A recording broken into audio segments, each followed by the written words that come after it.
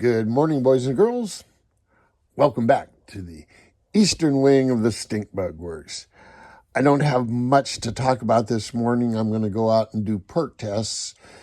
And since they're done by the clock, the sooner I get there, the sooner I can leave. So I want to make as early of a start as I possibly can. So I may not be able to get to post this. I'll keep it real short, so downloading will be real quick. In a nutshell, I have all these competitions I have in the works. Plus, I also have my own boats in the works. But I also have a plan in the back of my head that I've been working on for a long time, and that is a 20-inch boat. Now, I've been talking to Kobe up at J&R Marine, and he's all in for producing a 20-inch boat. Kobe has not only the desire to do it, but also the time, place, and manner to do it. So I'd like to work with Kobe on that. We've talked about it on the phone. We kind of have a rough basic idea, but first things first, you got to have a plug before you can even talk about doing anything. So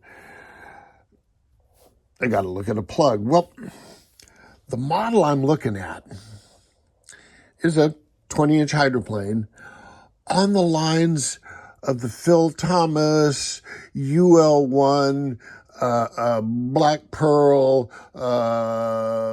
who's that other guy, ML Boat Works. All of their upscale, super fast, semi-scale hydroplanes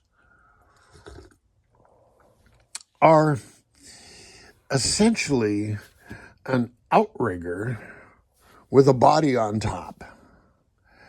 And it's kind of the way they're laid out. If you'll study them real close, you'll see that the way the sponsons are laid out and the fact that everything else is just out of the water riding on a flat plane, that's modern RC hydroplanes. There's a lot of them that try to pull from scale hydroplane, but there's some things that just don't scale up and down real well. So purpose-built RC hydroplanes are going to be better than copying larger and shrinking it. Trust me, I know about making boats smaller. They're harder to drive, but fun. But fun. Anyhow, I've been talking to Kobe about it. Here's the thing with Kobe. Kobe's shop is filled with polyester resin. He's got polyester resin, and all his stuff is set up for polyester. Now, there's nothing wrong with polyester. However, I don't think it's the right material for super lightweight modern RC boats. Yeah, they'll work on full-size boats. I mean, you can lay up a hull that's, as thick as you want with that, and you use the webbing. You spray it on with a spray gun, some of this stuff. Anyway, I digress. So Kobe has the time, place, and manner to build these things. He just doesn't have the materials. I haven't told him yet, but I have absolutely no problem buying all the materials he needs to get the epoxy thing going. And I'm talking the good epoxy, the stuff you get from Aircraft Spruce, where you buy a gallon and it's $250 for a gallon. And then you got to get a quart of hardener and it's $87 a quart for hardener. But remember, a gallon of epoxy goes a long ways. You can make a lot of hulls with a gallon of epoxy. We're experiencing technical difficulties, folks, but we're back. Anyway, so I'm willing to foot all the funding. One of the things Kobe's concerned with is the finish coat on epoxy. Well, here's the thing.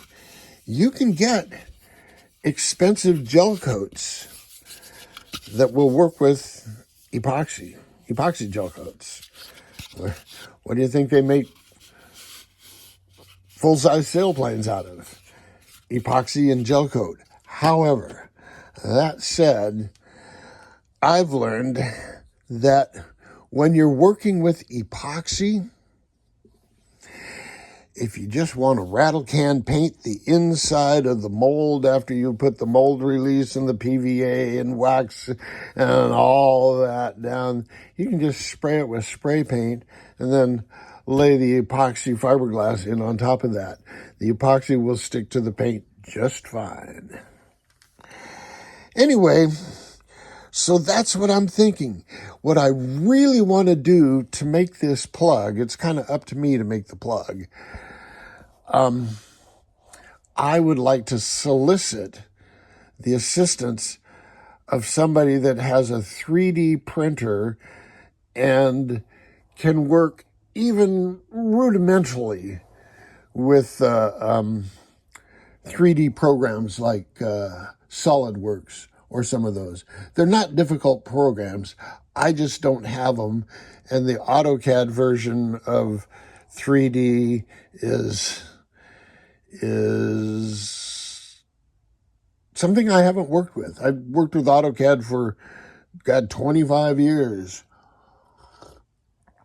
But everything I do is in 2 dimensions, just by the nature of my work. So there you go. If somebody wants to be a contributor to the 20-inch hydro project and you have access to a 3D printer and a computer 3D modeling program, get in touch with me. I can give you 2-dimensional drawings of various surfaces and you can bring those in and make a 3D model around it. I mean, I can do that.